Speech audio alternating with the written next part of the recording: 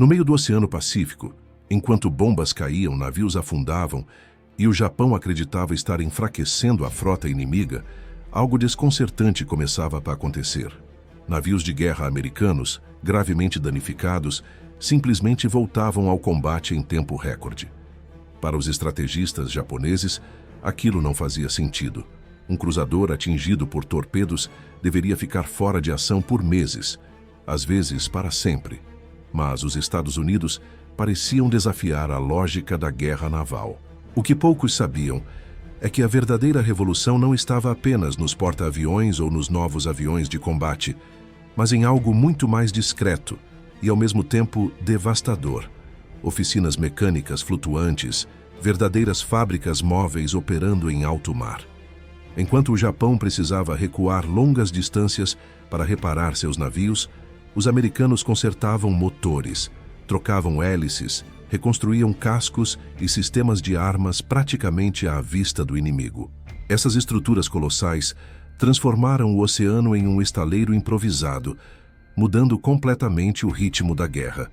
Cada navio reparado rapidamente significava mais poder de fogo, mais pressão psicológica e menos tempo para o inimigo respirar.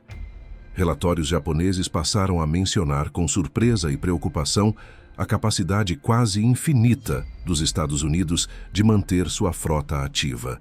Este não é apenas um capítulo sobre tecnologia ou engenharia.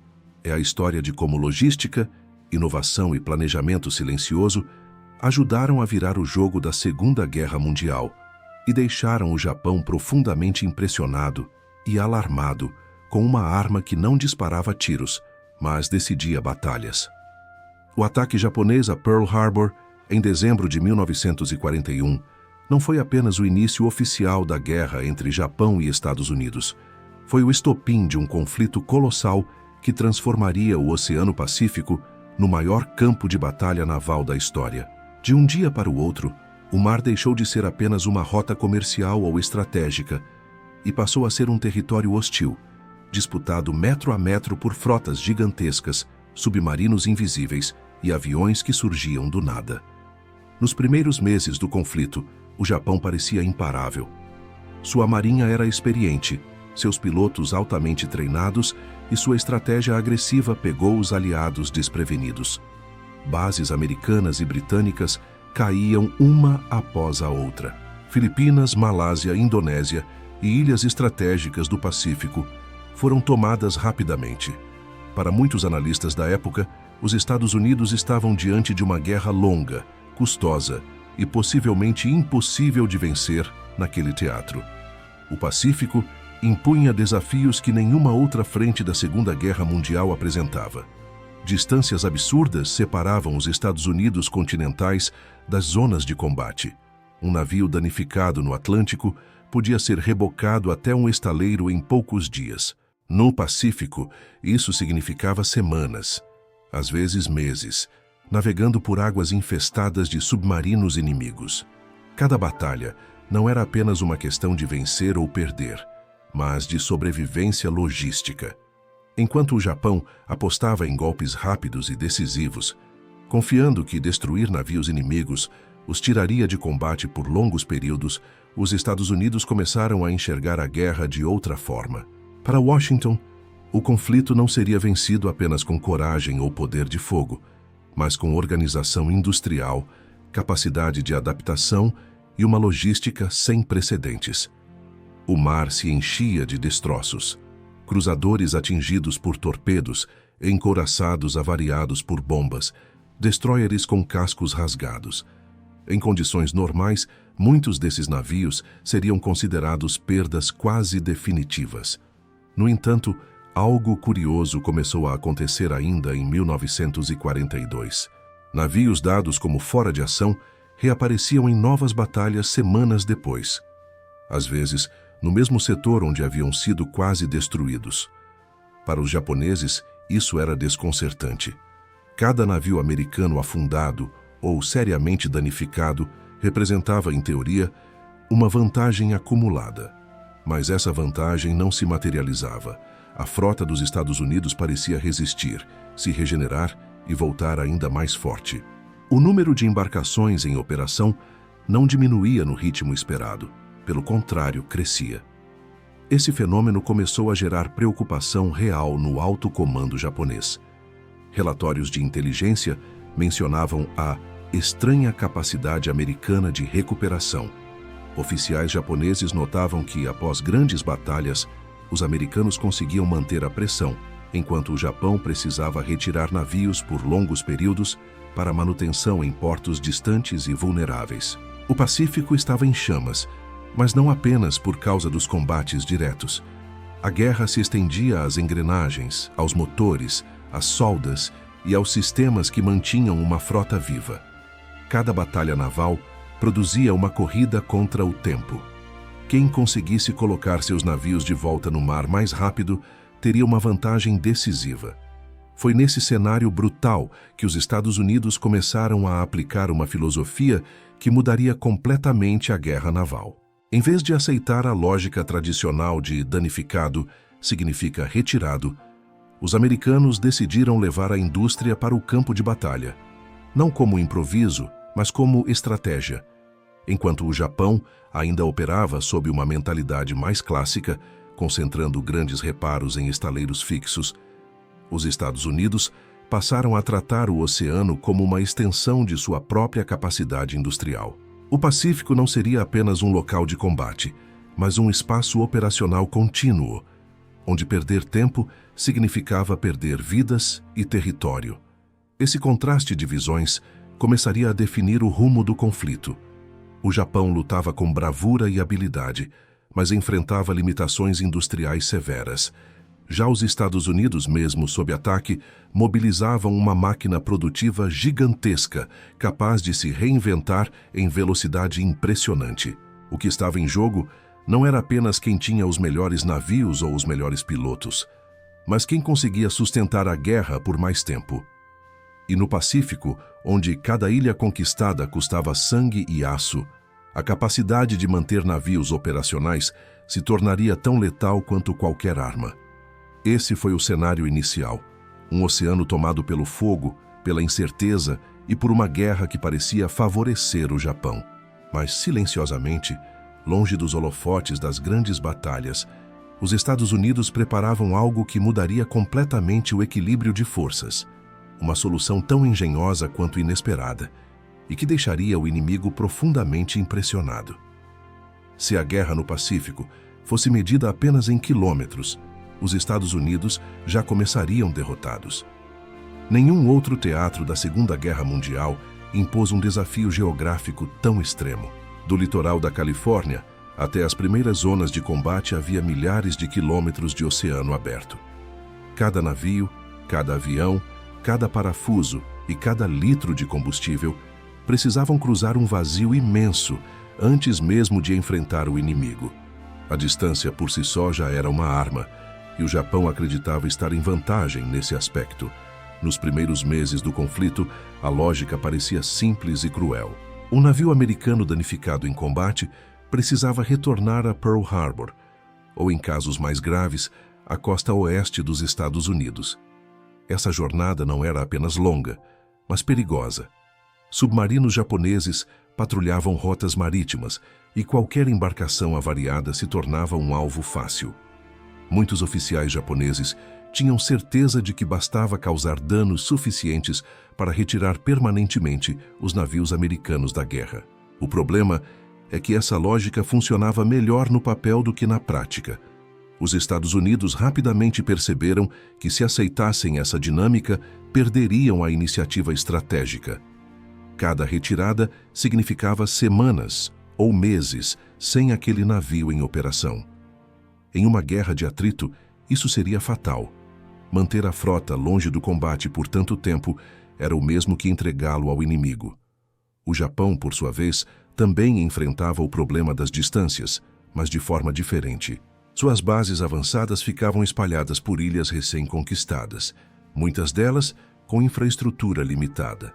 Grandes reparos exigiam o retorno a portos mais bem equipados, como os do arquipélago japonês. Quanto mais o Japão avançava pelo Pacífico, mais esticava suas próprias linhas de suprimento. Esse cenário criou uma corrida silenciosa, não apenas para conquistar territórios, mas para dominar o tempo. Quem conseguisse reduzir o intervalo entre o dano e o retorno ao combate teria uma vantagem decisiva. E foi nesse ponto que a distância deixou de ser apenas um obstáculo e passou a ser um problema a ser resolvido com criatividade.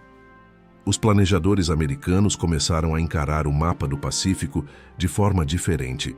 Em vez de ver apenas grandes vazios azuis, passaram a enxergar pontos estratégicos, ilhas, ancoradouros naturais e rotas possíveis para sustentar uma frota em constante movimento. O oceano não seria atravessado ocasionalmente. Ele se tornaria a própria base de operações. Cada batalha naval gerava uma lista enorme de problemas técnicos. Casco amassado por explosões, sistemas elétricos danificados, caldeiras comprometidas, hélices deformadas. Em condições normais, muitos desses danos exigiriam docas secas e meses de trabalho. Mas meses eram um luxo que os Estados Unidos não tinham. A distância também afetava o moral. Tripulações sabiam que, se seus navios fossem gravemente danificados, poderiam passar muito tempo longe da guerra. Ou pior, não sobreviver à viagem de retorno. Reduzir essa incerteza era fundamental para manter a confiança dos homens que enfrentavam o inimigo diariamente. Enquanto isso, o Japão observava com atenção. Os estrategistas japoneses contavam com o desgaste natural da frota americana. Eles acreditavam que, mesmo com uma indústria poderosa, os Estados Unidos não conseguiriam sustentar operações contínuas tão longe de casa. O Pacífico, vasto e implacável, parecia favorecer quem estivesse mais próximo do centro do conflito. Mas os Estados Unidos tinham algo que o Japão não podia igualar: flexibilidade industrial e capacidade de improvisação em larga escala. A pergunta que se tornava cada vez mais urgente era simples, mas revolucionária. E se os navios não precisassem voltar para casa para serem reparados? Essa ideia não surgiu do nada. Já havia experiências anteriores com navios de apoio e reparo, mas nunca em uma escala capaz de sustentar uma guerra desse tamanho. O desafio era monumental. Não se tratava apenas de consertar pequenos danos, mas de realizar reparos complexos em condições instáveis, sob ameaça constante e com recursos limitados. O Pacífico não perdoava erros. Tempestades violentas, calor extremo, mares agitados e ataques inimigos tornavam qualquer operação de manutenção um pesadelo logístico. Transformar o oceano em um ambiente funcional para reparos exigia não apenas tecnologia, mas uma mudança completa de mentalidade. A distância também impunha um problema de comunicação. Informações sobre danos, necessidades de peças e disponibilidade de técnicos precisavam circular rapidamente. Cada atraso significava um navio a menos na linha de frente. Os Estados Unidos começaram a desenvolver sistemas mais eficientes de coordenação, integrando frota, indústria e comando militar em uma engrenagem única. Enquanto isso, o Japão começava a sentir os primeiros sinais de desgaste. Cada navio retirado para reparos demorados representava uma perda difícil de substituir. A indústria japonesa não tinha a mesma capacidade de produção em massa, nem a mesma facilidade de acesso a matérias-primas. O tempo começava a trabalhar contra eles. O contraste se tornava cada vez mais evidente após grandes batalhas. Os americanos conseguiam absorver danos e continuar operando. O Japão, mesmo vencendo confrontos pontuais, tinha dificuldade em transformar essas vitórias em vantagens duradouras. A distância, que parecia favorecer o Império Japonês, começava a revelar um outro lado. Foi nesse contexto que a solução americana começou a tomar forma definitiva. Em vez de lutar contra a geografia, os Estados Unidos decidiram dominá-la. Se o inimigo estava longe demais dos estaleiros, então os estaleiros iriam até o inimigo, não como improviso, mas como parte central da estratégia de guerra.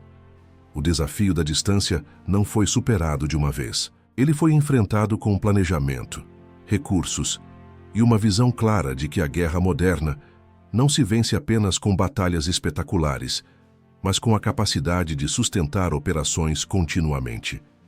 Cada quilômetro de oceano precisava ser neutralizado como obstáculo. A partir desse momento, o Pacífico deixou de ser apenas um espaço entre a América e o Japão. Ele se transformou em um campo operacional vivo, onde navios não apenas lutavam, mas eram consertados, reabastecidos e devolvidos ao combate em um ritmo que surpreenderia o inimigo. E assim, enquanto o Japão ainda acreditava que a distância quebraria a resistência americana, os Estados Unidos estavam prestes a mostrar que, na guerra moderna, não vence quem está mais perto, mas quem sabe transformar o impossível em rotina. No próximo capítulo, surge a ideia que muitos consideraram loucura e que acabaria mudando o rumo da guerra no Pacífico. Toda grande mudança em tempos de guerra começa com uma ideia que, à primeira vista, soa absurda. No auge do conflito no Pacífico, quando o oceano parecia grande demais para ser controlado e os danos aos navios se acumulavam em um ritmo alarmante, alguns engenheiros e estrategistas navais americanos começaram a defender um conceito que desafiava décadas de doutrina militar. Eles propunham algo simples na teoria, mas radical na prática: levar oficinas completas para o meio do mar. Para muitos oficiais tradicionais da Marinha dos Estados Unidos, a proposta parecia arriscada demais. Reparos complexos sempre foram realizados em estaleiros fixos, protegidos com docas secas, guindastes gigantes e infraestrutura sólida. Fazer isso em alto mar, sob ameaça constante de ataques, parecia imprudente. Havia quem considerasse a ideia não apenas inviável, mas perigosa, um desperdício de recursos em um momento crítico. Mas a realidade do Pacífico não dava espaço para conservadorismo. A cada batalha, crescia a lista de navios danificados que precisavam ser retirados do combate. Mesmo danos considerados moderados tinham impacto direto na capacidade operacional da frota. Um radar inoperante, uma caldeira avariada ou um sistema elétrico comprometido podiam transformar um poderoso navio de guerra em um fardo. Os defensores da nova ideia argumentavam com números, não com sonhos. Eles mostravam que o tempo médio de retorno de um navio danificado era inaceitável. Apresentavam relatórios demonstrando que muitos navios poderiam ser consertados rapidamente se houvesse meios adequados mais próximos da linha de frente. O problema não era a complexidade do dano, mas a distância até os estaleiros. Essa visão ganhou força dentro de um contexto maior, a mentalidade industrial americana. Diferente de outras potências, os Estados Unidos estavam acostumados a pensar em soluções escaláveis, padronizadas e replicáveis. Se algo funcionasse, poderia ser produzido em massa. Se uma ideia desse certo, poderia ser multiplicada dezenas de vezes. A proposta era transformar navios comuns, cargueiros, petroleiros e cascos adaptados em plataformas de reparo flutuantes. Eles carregariam máquinas-ferramenta, oficinas de soldagem, sistemas elétricos completos, peças sobressalentes e, talvez o mais importante, técnicos altamente qualificados. Não seriam apenas navios de apoio, mas verdadeiros estaleiros móveis. O ceticismo, no entanto, persistia. Como manter estabilidade suficiente para trabalhos de precisão? Como garantir energia elétrica confiável? Como proteger essas estruturas de ataques inimigos? E se um navio-oficina fosse afundado, não significaria a perda de uma capacidade crítica concentrada em um único alvo? Essas perguntas não foram ignoradas. Pelo contrário, elas moldaram o projeto. Engenheiros navais trabalharam para criar sistemas de estabilização, reforços estruturais e layouts internos que permitissem operar mesmo em mares agitados. Geradores redundantes garantiriam energia contínua.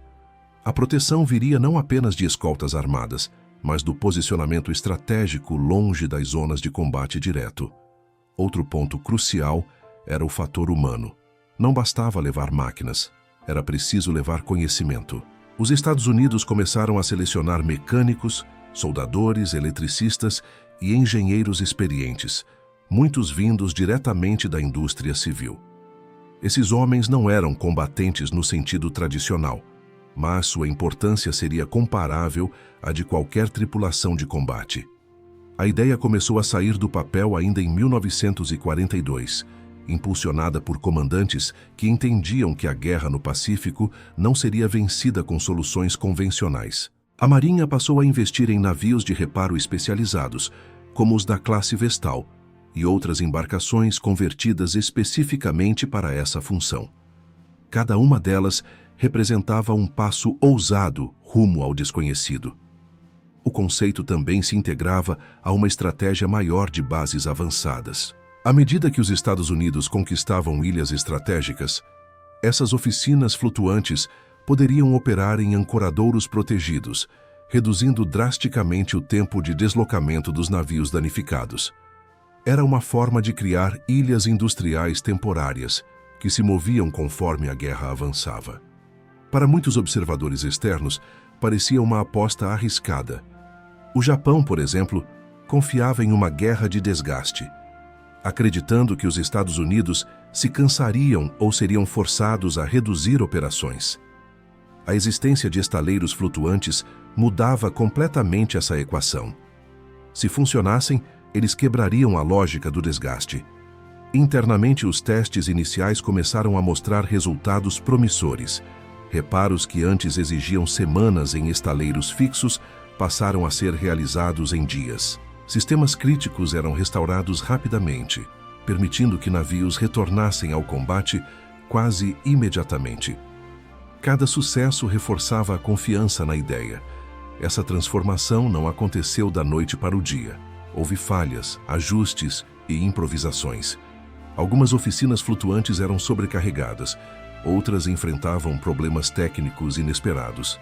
Mas, em vez de abandonar o conceito, a Marinha Americana aprendeu com cada erro, refinando processos e ampliando capacidades. O mais impressionante é que tudo isso acontecia longe dos holofotes.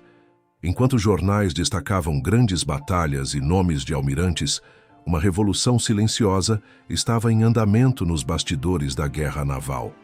Uma revolução que não dependia de armas mais potentes, mas de chaves inglesas, soldas e planejamento. A ideia que parecia loucura começou a se provar não apenas viável, mas essencial. Cada navio salvo, cada sistema restaurado, cada retorno rápido ao combate reforçava uma verdade incômoda para o inimigo. Os Estados Unidos não apenas lutavam melhor, eles aprendiam mais rápido. Quando os japoneses começaram a perceber que os navios americanos simplesmente não desapareciam da guerra como esperado, a surpresa foi grande.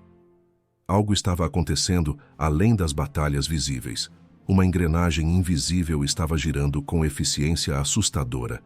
Esse foi o ponto de virada conceitual. A partir dali, as oficinas mecânicas flutuantes deixariam de ser uma aposta arriscada e se tornariam um pilar da estratégia americana no Pacífico. No próximo capítulo, essas ideias ganhariam forma concreta, transformando-se em verdadeiras cidades de aço sobre as ondas. Quando as primeiras oficinas mecânicas flutuantes começaram a operar plenamente no Pacífico, ficou claro que os Estados Unidos haviam criado algo muito maior do que simples navios de apoio. O que surgia diante dos olhos das tripulações era uma visão quase surreal. Gigantes de aço ancorados em enseadas remotas, repletos de chaminés, guindastes, cabos, geradores e o som constante de metal sendo cortado, martelado e soldado. Eram estaleiros vivos, pulsando no coração da guerra. Esses navios-oficina foram projetados para funcionar como pequenas cidades industriais. No interior de seus cascos, existiam tornos mecânicos, fresadoras, prensas hidráulicas, oficinas elétricas, laboratórios de calibração, depósitos de peças e até fundições improvisadas. Tudo o que antes só existia em terra firme, agora navegava pelo Pacífico, acompanhando o avanço da frota americana. Alguns desses navios eram adaptações de embarcações civis. Outros foram construídos especificamente para essa função. Independentemente da origem, todos compartilhavam uma missão clara: reduzir drasticamente o tempo entre o dano sofrido em combate e o retorno do navio à linha de frente. Não se tratava de conforto ou eficiência econômica, mas de sobrevivência estratégica. A escala dessas estruturas impressionava até os próprios americanos. Um único navio-oficina podia empregar centenas de técnicos especializados, trabalhando em turnos contínuos. Enquanto uma equipe soldava um casco rasgado por um torpedo, outra revisava motores, sistemas elétricos ou armamentos danificados. Nada ficava parado por muito tempo. O ritmo era intenso, quase industrial, mesmo em meio ao oceano. Essas cidades flutuantes também eram centros logísticos. Além de reparar navios de guerra, elas armazenavam peças sobressalentes, munições, combustível e equipamentos. Muitas vezes, funcionavam como pontos de reabastecimento para destroyers, cruzadores e até porta-aviões. Isso reduzia ainda mais a necessidade de longas viagens de retorno às bases principais. A organização interna era rigorosa. Cada oficina tinha funções bem definidas. Cada técnico conhecia exatamente seu papel. Procedimentos padronizados permitiam que reparos complexos fossem executados com rapidez e precisão. A guerra exigia improviso, mas o sucesso vinha da disciplina e da repetição eficiente de processos. Um dos maiores desafios era a estabilidade. Trabalhar com máquinas de precisão em um navio exigia soluções engenhosas. Sistemas de amortecimento, reforços estruturais e ancoragens especiais foram implementados para minimizar o impacto das ondas. Em enseadas mais protegidas, esses navios se tornavam quase imóveis, criando condições surpreendentemente favoráveis para trabalhos delicados. Outro fator crucial era a energia. As oficinas flutuantes precisavam de eletricidade constante e confiável. Para isso, eram equipadas com múltiplos geradores redundantes, capazes de sustentar operações contínuas, mesmo se parte do sistema fosse danificada. A perda de energia, em muitos casos, poderia significar dias de atraso, algo inaceitável em plena guerra. A presença dessas cidades de aço alterava completamente a dinâmica das operações navais. Um navio que antes precisaria recuar milhares de quilômetros, agora podia ser reparado a poucos dias de navegação da linha de frente. Isso permitia que comandantes mantivessem pressão constante sobre o inimigo, sem dar tempo para reorganizações. Para as tripulações, o impacto psicológico era enorme. Saber que havia uma estrutura capaz de consertar rapidamente os danos aumentava a confiança em combate. Marinheiros sabiam que, mesmo sob fogo intenso, suas chances de voltar à ação eram reais. Essa confiança se traduzia em moral elevado e disposição para enfrentar riscos maiores. Enquanto isso, o Japão observava com crescente preocupação. Relatórios de inteligência começaram a mencionar essas grandes embarcações desconhecidas, ancoradas em ilhas recém-conquistadas. Inicialmente, muitos oficiais japoneses subestimaram sua importância, tratando-as como simples navios de apoio. Essa avaliação mudaria rapidamente. À medida que as batalhas avançavam, tornava-se evidente que a frota americana parecia inesgotável. Navios danificados reapareciam em novos confrontos com rapidez desconcertante. O Japão, que precisava enviar suas embarcações de volta a estaleiros distantes e vulneráveis, começava a sentir o peso de uma desvantagem estrutural. Essas cidades flutuantes também simbolizavam algo maior: a capacidade americana de transformar indústria em arma. Não era apenas uma questão de produzir mais navios, mas de mantê-los operacionais por mais tempo. Cada casco reparado representava uma vitória silenciosa, conquistada longe das manchetes. A logística por trás dessas operações era monumental. Peças precisavam ser transportadas continuamente, técnicos substituídos, suprimentos renovados. Tudo isso exigia uma rede integrada de navios de apoio, bases avançadas e planejamento detalhado. O Pacífico se tornava, pouco a pouco, um ecossistema logístico controlado pelos Estados Unidos. O mais impressionante é que essas oficinas flutuantes não eram estruturas estáticas. Elas se moviam conforme a guerra avançava, acompanhando a estratégia de salto de ilhas, adotada pelos americanos. À medida que novas bases eram conquistadas, as cidades de aço se reposicionavam, sempre prontas para sustentar a próxima ofensiva. Para o Japão, isso representava um problema quase insolúvel. Atacar essas estruturas exigiria desviar recursos preciosos e enfrentar escoltas bem armadas. Além disso, mesmo que uma oficina flutuante fosse danificada, havia outras prontas para assumir sua função. A redundância americana era esmagadora. Com o tempo, ficou claro que essas cidades flutuantes não eram apenas apoio, mas um multiplicador de força. Elas permitiam que menos navios causassem mais impacto, simplesmente porque permaneciam ativos por mais tempo. A guerra no Pacífico começava a ser decidida não apenas pela força bruta, mas pela capacidade de sustentar essa força. Esse novo modelo operacional transformou o oceano em algo inédito, um espaço onde combate e indústria coexistiam, onde o som de explosões se misturava ao barulho de máquinas trabalhando sem parar, onde a linha entre frente de batalha e retaguarda praticamente desaparecia. No próximo capítulo, essa estrutura será colocada à prova sob ameaça constante. Submarinos, bombardeios e ataques aéreos testarão os limites dessas oficinas flutuantes, revelando o quão decisiva essa inovação se tornaria para o desfecho da guerra no Pacífico. As oficinas mecânicas flutuantes nunca foram pensadas para operar em segurança absoluta. Desde o início, seus idealizadores sabiam que essas estruturas estariam perigosamente próximas do inimigo. Diferente dos estaleiros em terra firme, protegidos por defesas fixas e distância do combate, essas cidades de aço trabalhavam sob risco permanente. Cada solda realizada, cada motor desmontado, acontecia com a consciência de que um ataque podia ocorrer a qualquer momento. O Pacífico não oferecia trégua. Submarinos japoneses patrulhavam rotas estratégicas, aviões de reconhecimento sobrevoavam áreas suspeitas e bombardeiros podiam surgir repentinamente no horizonte. As oficinas flutuantes precisavam funcionar como centros industriais e, ao mesmo tempo, como alvos em potencial. Isso exigia um nível de preparação e disciplina raramente visto fora da linha de frente. A localização dessas oficinas era escolhida com extremo cuidado. Normalmente operavam em enseadas protegidas, atrás de ilhas recém-conquistadas ou em ancoradouros naturais que dificultavam ataques diretos. Mesmo assim, a sensação de vulnerabilidade era constante.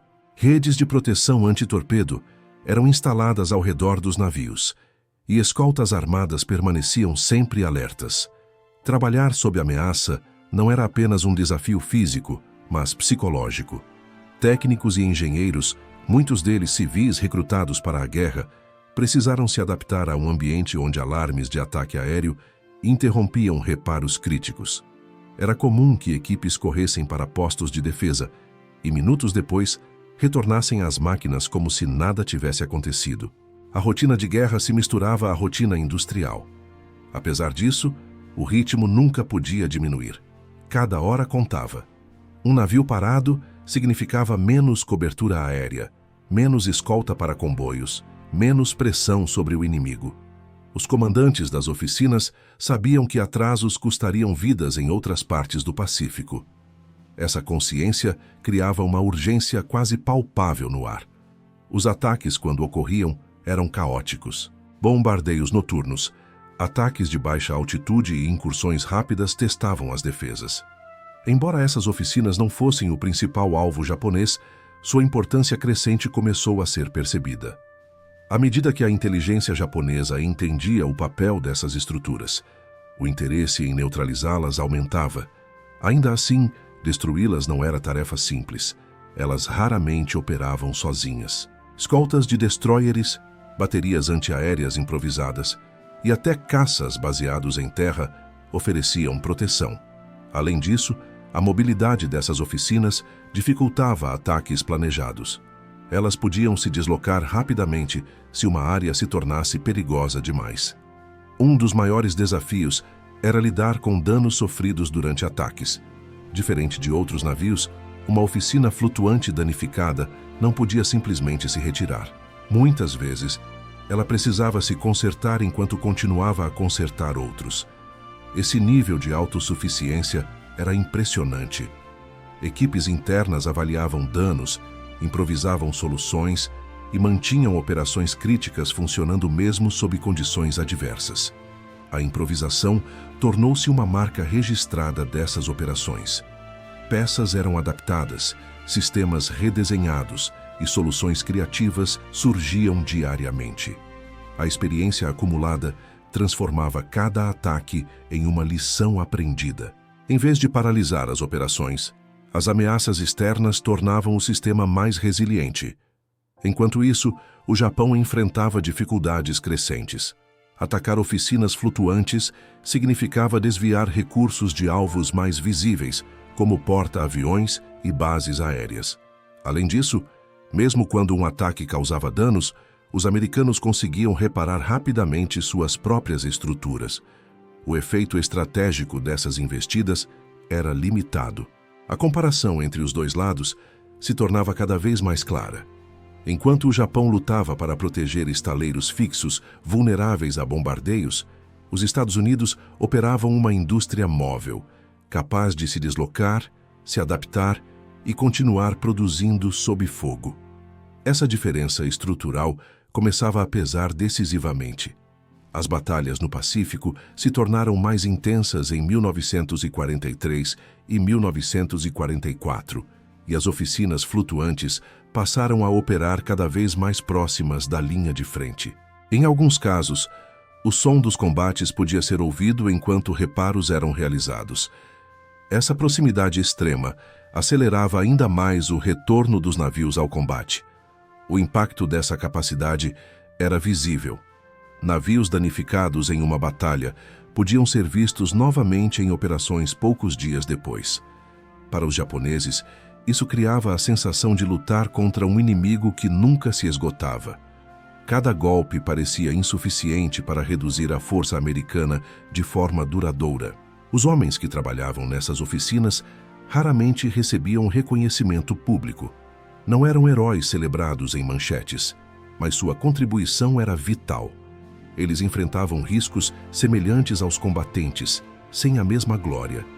Ainda assim, a maioria entendia a importância de sua missão e trabalhava com dedicação impressionante. A pressão constante também exigia liderança firme. Oficiais responsáveis pelas oficinas precisavam equilibrar segurança e produtividade.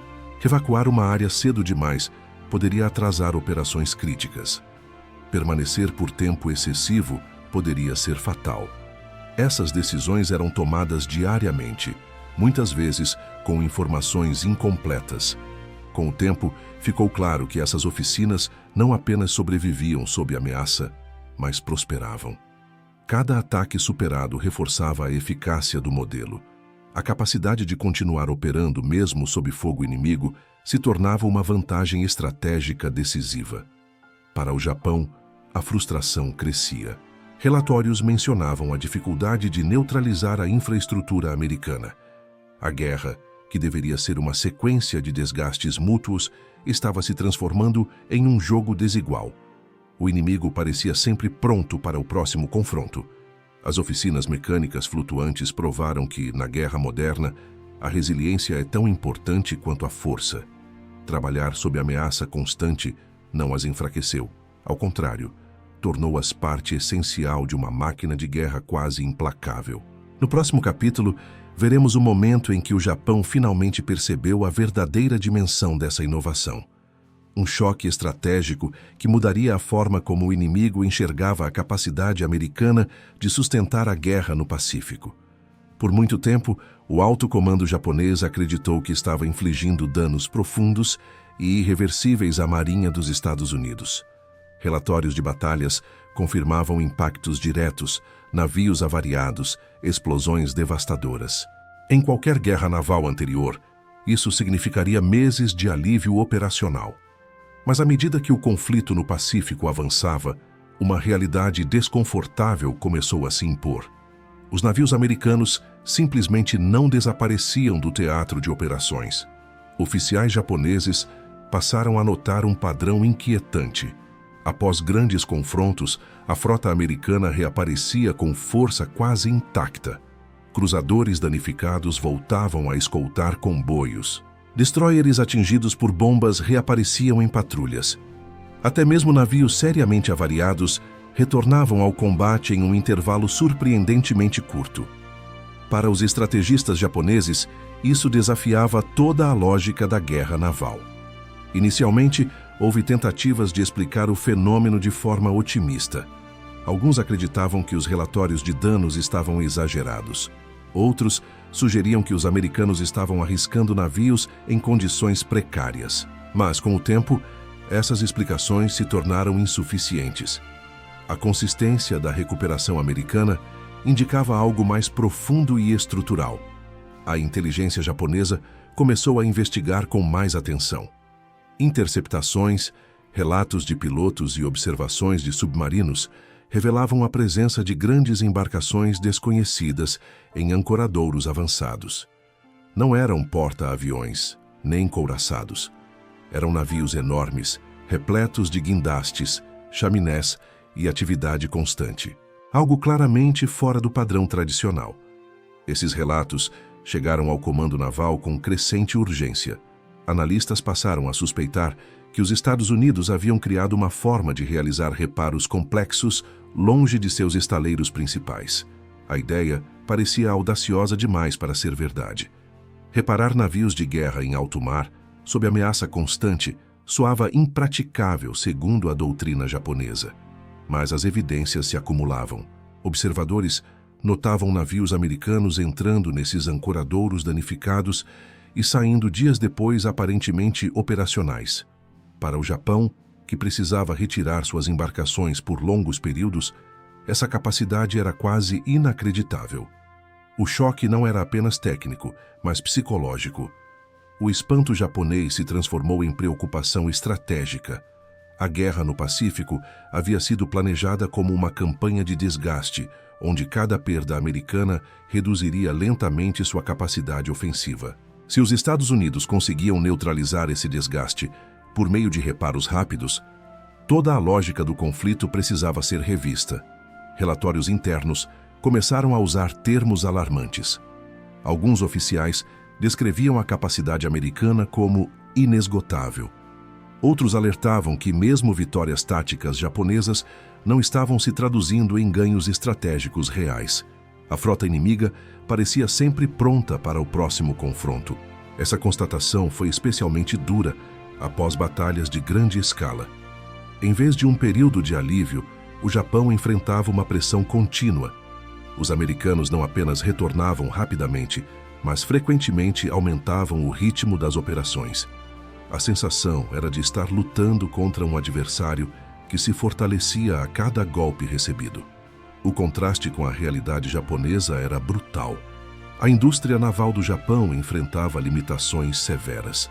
Faltavam matérias-primas, mão de obra qualificada e capacidade de produção em massa. Cada navio danificado representava um problema sério. Cada perda era sentida de forma profunda e duradoura. Além disso, os estaleiros japoneses estavam cada vez mais vulneráveis a ataques aéreos. Bombardeios aliados dificultavam reparos e atrasavam a recuperação da frota. Enquanto isso, os Estados Unidos operavam uma indústria dispersa, móvel e difícil de neutralizar. A assimetria se tornava evidente. O espanto japonês também se manifestava em debates internos. Alguns oficiais defendiam ataques diretos às oficinas flutuantes, mas essa estratégia apresentava desafios enormes. Localizá-las com precisão era difícil. Atacá-las exigia atravessar zonas fortemente defendidas. E mesmo que uma fosse destruída, outras poderiam assumir sua função. Outros sugeriam intensificar ataques a navios americanos, acreditando que danos mais severos poderiam superar a capacidade de reparo. Mas essa abordagem exigia recursos e tempo que o Japão não tinha. Além disso, cada tentativa frustrada apenas reforçava a resiliência americana. A percepção de inferioridade logística começou a afetar o moral. Tripulações japonesas sabiam que, mesmo infligindo danos, o inimigo poderia se recuperar rapidamente. Essa consciência corroía a confiança em uma vitória decisiva. A guerra deixava de parecer uma série de batalhas vencíveis e passava a ser um confronto de resistência prolongada. Para os Estados Unidos, essa reação japonesa era um sinal claro de sucesso. Sem alarde, haviam conseguido quebrar a lógica estratégica do inimigo. A capacidade de manter navios operacionais alterava o equilíbrio de poder de forma silenciosa, mas profunda. O espanto japonês não foi apenas surpresa, foi um reconhecimento tardio de que estavam enfrentando um tipo diferente de guerra. Não apenas uma guerra de navios e aviões, mas de sistemas, logística e capacidade industrial integrada ao campo de batalha. Essa constatação chegaria tarde demais. À medida que os Estados Unidos avançavam pelo Pacífico, suas oficinas flutuantes se multiplicavam e se aperfeiçoavam. Cada nova base conquistada ampliava ainda mais essa vantagem. No final, o Japão percebeu que estava lutando contra algo que não podia destruir facilmente. Não era um único navio, nem uma base específica, mas uma rede inteira de suporte móvel. Uma máquina de guerra que se regenerava continuamente. No próximo capítulo, veremos como essa vantagem invisível se transformou em um fator decisivo. Uma arma silenciosa que, sem disparar um único tiro, ajudou a definir o destino da guerra no Pacífico. Quando se observa uma guerra, é natural focar nos confrontos diretos, nas explosões, nos aviões cruzando os céus e nos navios trocando salvas de canhões. No entanto, no Pacífico, a verdadeira vantagem dos Estados Unidos não estava apenas no que era visível, mas no que operava silenciosamente nos bastidores. Uma vantagem que não aparecia em mapas de batalhas, mas que determinava quem podia continuar lutando dia após dia. As oficinas mecânicas flutuantes se tornaram o coração dessa vantagem invisível. Elas garantiam algo que nenhuma outra potência havia conseguido em escala semelhante: continuidade operacional. Enquanto o Japão precisava escolher cuidadosamente quando e onde arriscar seus navios, os Estados Unidos podiam manter uma presença constante, absorvendo danos e retornando rapidamente ao combate. Essa capacidade alterou profundamente o ritmo da guerra. Com navios sendo reparados próximos à linha de frente, os comandantes americanos tinham mais liberdade para planejar ofensivas. Não era mais necessário poupar excessivamente a frota por medo de perdas difíceis de substituir. A flexibilidade operacional aumentava e, com ela, a agressividade estratégica. A vantagem invisível também se manifestava no tempo. Cada dia, a menos fora de combate, significava mais patrulhas, mais escoltas, mais apoio aéreo. Em uma guerra onde o controle do mar era vital, essa presença contínua se traduzia em domínio gradual, mas constante do Pacífico. O Japão, por outro lado, enfrentava um dilema crescente.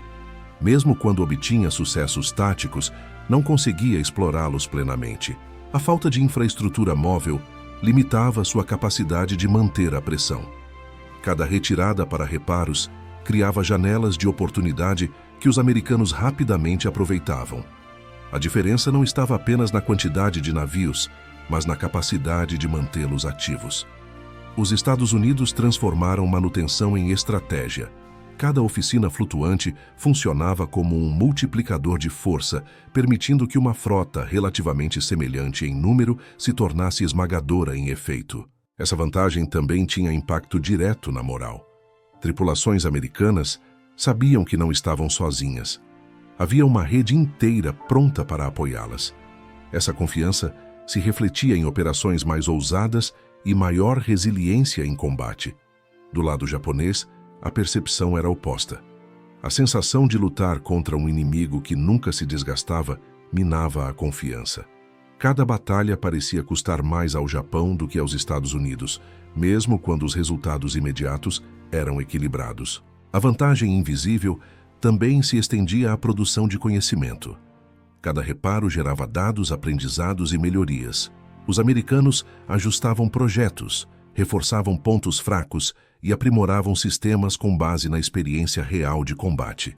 Essa capacidade de aprender rapidamente acelerava ainda mais sua superioridade. Enquanto isso, o Japão enfrentava dificuldades para adaptar seus navios às novas ameaças. A falta de tempo e recursos para reparos aprofundados limitava a incorporação de melhorias. A defasagem tecnológica começava a crescer. Outro aspecto crucial era a logística integrada. As oficinas flutuantes não operavam isoladamente. Elas faziam parte de uma rede complexa de suprimentos, transporte e comando.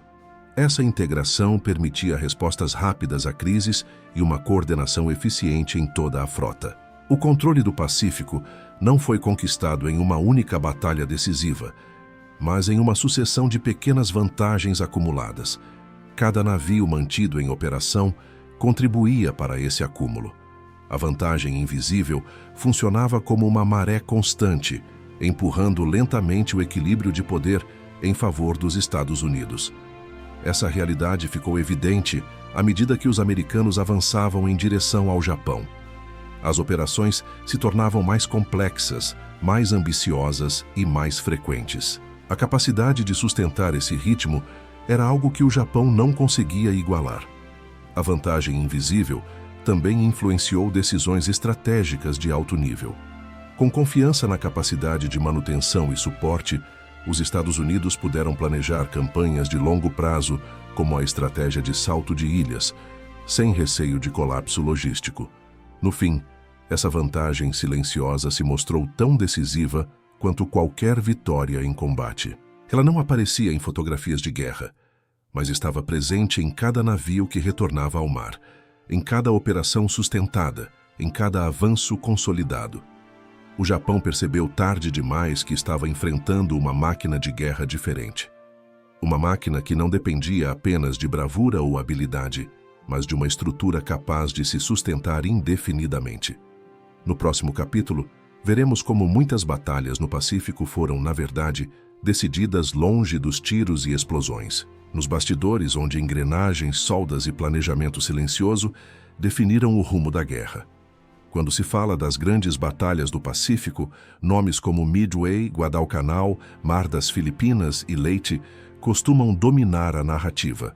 São confrontos lembrados por aviões em chamas, frotas colidindo e decisões tomadas em minutos cruciais. No entanto, por trás de cada uma dessas batalhas, existia uma camada menos visível, onde o verdadeiro desfecho muitas vezes já estava sendo moldado antes mesmo do primeiro tiro ser disparado.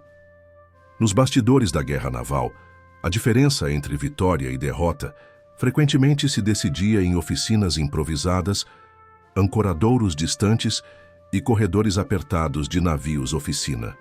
Ali, técnicos trabalhavam sem descanso para garantir que navios estivessem prontos no momento certo.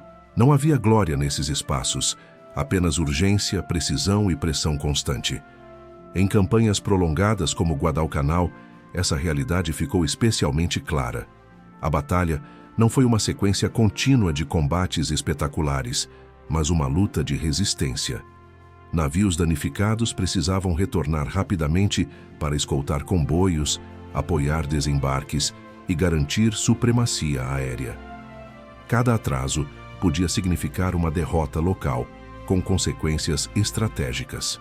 Enquanto os japoneses lutavam para manter suas linhas de suprimento esticadas e vulneráveis, os Estados Unidos conseguiam sustentar operações quase contínuas. Isso não acontecia por acaso. Era resultado direto da capacidade de reparar, reabastecer e reorganizar forças sem recuar longas distâncias. As oficinas flutuantes permitiam algo inédito: transformar danos em inconvenientes temporários em vez de crises estratégicas. Um destroyer com sistemas danificados podia ser restaurado em dias. Um cruzador atingido podia voltar ao mar em semanas, não meses. Essa diferença de tempo acumulava efeitos profundos ao longo da guerra. Esses bastidores também eram o local onde decisões críticas eram tomadas. Comandantes avaliavam não apenas o estado atual da frota, mas o que poderia ser recuperado rapidamente. Essa avaliação influenciava escolhas sobre quando atacar, quando recuar e onde concentrar forças. A manutenção deixava de ser uma preocupação secundária e passava a integrar o planejamento operacional. A Batalha do Mar das Filipinas, por exemplo, foi precedida por um intenso esforço logístico. Navios americanos precisavam estar em condições ideais para enfrentar uma possível ofensiva aérea japonesa. Oficinas flutuantes trabalharam incessantemente para garantir que cada unidade estivesse pronta. O resultado foi uma frota coesa e preparada, capaz de absorver e neutralizar ataques em larga escala. Enquanto isso, o Japão enfrentava dificuldades para recompor suas forças. A falta de suporte adequado limitava a capacidade de corrigir falhas técnicas e atualizar equipamentos. Cada batalha deixava cicatrizes que demoravam a ser curadas, se é que eram. Os bastidores também revelam o papel crucial da coordenação. Informações sobre danos, necessidades e prioridades circulavam rapidamente entre comandantes e equipes técnicas. Essa comunicação eficiente permitia respostas rápidas e decisões informadas. Em contraste, falhas de comunicação frequentemente prejudicavam o lado japonês. Outro aspecto pouco visível era a adaptação contínua. Oficinas flutuantes não apenas reparavam, mas melhoravam navios. Sistemas antiaéreos eram reforçados, estruturas eram modificadas e vulnerabilidades corrigidas. Cada retorno ao combate tornava a frota americana mais eficiente e resistente. Essa capacidade de evolução constante foi decisiva em batalhas posteriores. Navios que enfrentaram inimigos semelhantes em diferentes momentos da guerra apresentavam melhorias claras. O aprendizado acumulado nos bastidores se traduzia em vantagem no campo de batalha. As batalhas decididas nos bastidores também envolviam escolhas difíceis. Em alguns casos, navios considerados irrecuperáveis precisavam ser abandonados para priorizar outros. Essas decisões eram tomadas com base em análises frias e pragmáticas, algo facilitado pela existência de uma infraestrutura robusta de reparo. Enquanto os americanos podiam escolher onde investir seus recursos, o Japão frequentemente era forçado a aceitar perdas. A falta de alternativas tornava cada decisão mais dolorosa e limitava a margem de manobra estratégica. O impacto dessa dinâmica se acumulava ao longo do tempo. Cada batalha aparentemente equilibrada deixava o Japão um pouco mais fraco e os Estados Unidos um pouco mais fortes. Esse desequilíbrio progressivo era invisível para quem observava apenas os confrontos diretos, mas decisivo para o resultado final. Os bastidores da guerra no Pacífico mostram que vencer não depende apenas de bravura ou habilidade tática. Depende da capacidade de sustentar esforços, aprender com erros e transformar recursos em vantagem contínua. As oficinas flutuantes simbolizam essa realidade. À medida que a guerra se aproximava do território japonês, essa diferença se tornava insustentável. O Japão enfrentava uma máquina de guerra que não apenas atacava, mas se regenerava continuamente. No próximo e último capítulo, veremos como esse modelo deixou um legado duradouro, uma lição que mudaria para sempre a guerra naval e influenciaria conflitos muito além da Segunda Guerra Mundial. Quando a Segunda Guerra Mundial chegou ao fim, em 1945, o mundo tentou compreender como um conflito de proporções tão gigantescas havia sido decidido. No Pacífico, especialmente, a resposta não estava apenas nas batalhas aéreas, nos desembarques sangrentos ou no poder devastador dos porta-aviões. A verdadeira transformação havia ocorrido de forma silenciosa, longe das manchetes, nas entranhas de navios que nunca foram pensados para o combate direto, mas que acabaram moldando o futuro da guerra naval. As oficinas mecânicas flutuantes provaram algo que até então parecia improvável. A logística podia ser uma arma estratégica tão poderosa quanto qualquer frota de combate. Ao levar estaleiros inteiros para o meio do oceano, os Estados Unidos redefiniram o conceito de sustentação militar.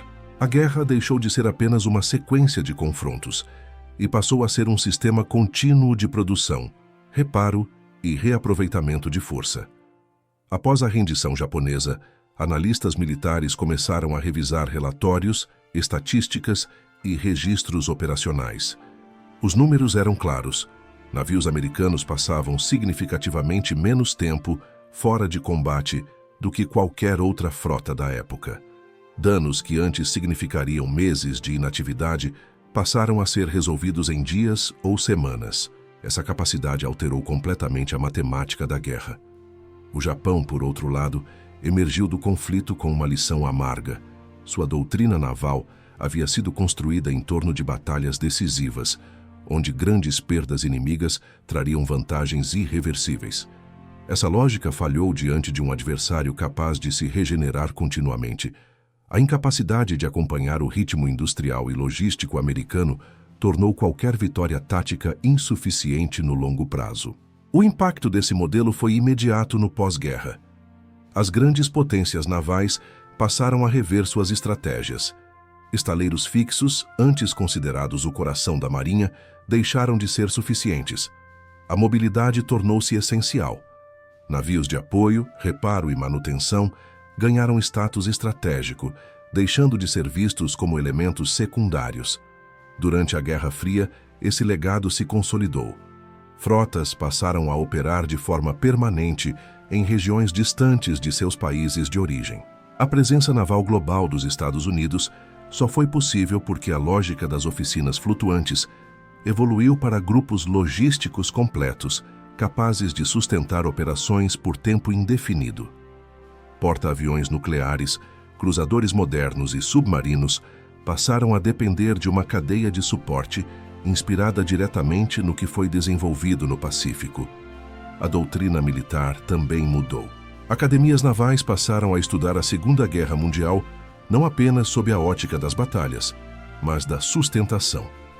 Oficiais aprenderam que vencer uma guerra moderna exige planejamento de longo prazo, redundância e capacidade de adaptação constante. A manutenção deixou de ser um detalhe técnico e passou a fazer parte do pensamento estratégico. Esse legado ultrapassou o campo militar. A ideia de infraestrutura móvel influenciou operações humanitárias, missões de resgate e até exploração científica.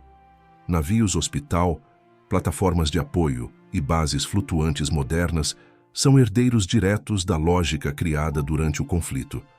O conceito de levar capacidade industrial até onde ela é necessária tornou-se universal. Há também um legado humano muitas vezes esquecido. Milhares de técnicos, engenheiros e operários que trabalharam nessas oficinas flutuantes ajudaram a redefinir o papel do combatente. Eles não empunhavam armas, mas enfrentavam riscos reais e pressão constante.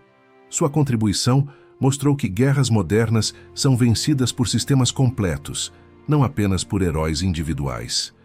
O Japão reconheceu, ainda que tardiamente, essa realidade. Relatórios pós-guerra apontaram que a desvantagem logística foi um dos fatores centrais da derrota. Não se tratava apenas de produzir menos navios, mas de não conseguir mantê-los operacionais em um conflito prolongado.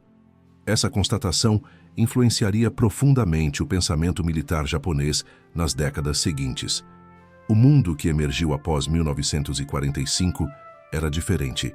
A guerra naval nunca mais seria a mesma. A noção de que destruir um navio significava eliminá-lo do conflito perdeu força diante da capacidade de reparo rápido. A durabilidade operacional passou a ser tão importante quanto o poder de fogo. No fim, as oficinas mecânicas flutuantes deixaram um ensinamento poderoso. Vencer guerras modernas exige mais do que força bruta.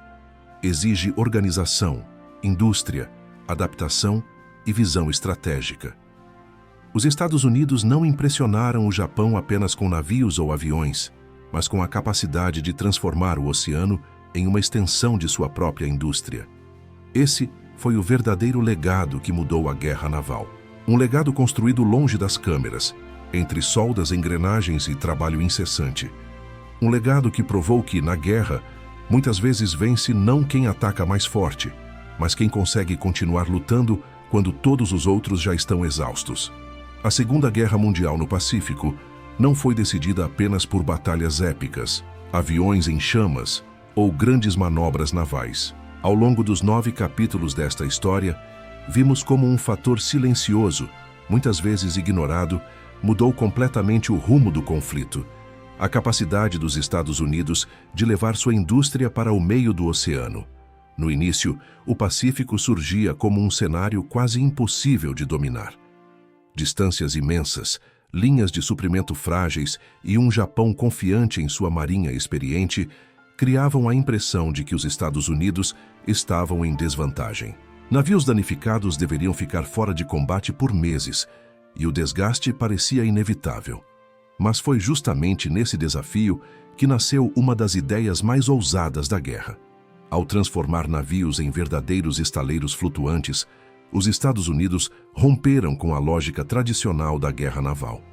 Essas cidades de aço sobre as ondas passaram a reparar cruzadores, destroyers e até unidades pesadas a poucos dias da linha de frente. O tempo deixou de ser um inimigo e passou a ser uma arma estratégica. Mesmo sob ameaça constante de submarinos e ataques aéreos, essas oficinas continuaram operando. Técnicos e engenheiros trabalharam dia e noite, muitas vezes sob fogo inimigo, garantindo que navios retornassem rapidamente ao combate. Essa capacidade gerou surpresa, frustração e, por fim, espanto no alto comando japonês, que não conseguia entender como a frota americana parecia nunca se esgotar. Enquanto o Japão enfrentava limitações industriais e longos períodos de reparo, os Estados Unidos acumulavam uma vantagem invisível. Batalhas começaram a ser decididas longe dos tiros, nos bastidores, onde logística, planejamento e manutenção faziam toda a diferença. Cada navio recuperado representava mais pressão, mais controle do mar e menos espaço para o inimigo reagir. No final da guerra, o legado dessas oficinas flutuantes ficou claro. Elas mudaram para sempre a forma de se fazer guerra naval, influenciando estratégias militares até os dias atuais. Mais do que força bruta, vencer passou a exigir adaptação, organização e capacidade de sustentar o combate ao longo do tempo. Se você gostou dessa história e quer entender os bastidores dos grandes conflitos que moldaram o mundo, inscreva-se no canal, compartilhe este vídeo com quem ama a história e deixe nos comentários ideias para novos temas. Seu apoio ajuda esse conteúdo a continuar navegando cada vez mais longe.